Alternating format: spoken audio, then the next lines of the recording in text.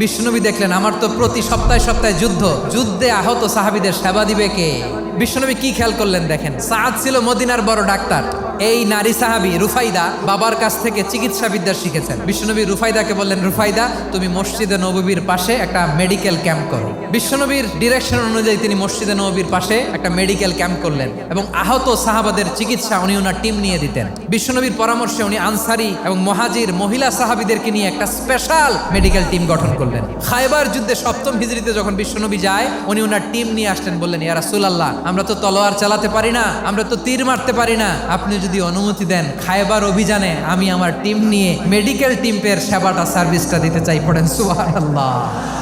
বিশ্বনবী অনুমতি দিলেন, যোদ্ধা সাহাবীদের সাথে মেডিকেল টিম নিয়ে অগ্রসর হলেন। খায়বারের প্রতিটা আহত সাহাবী যারা ইনজুরি শিকার হয়েছেন সবাই রুফাইদা আল আসলামিয়ার এই মেডিকেল ক্যাম্প থেকে চিকিৎসা সহায়তা পেয়েছেন। সুবহানাল্লাহ পড়েন।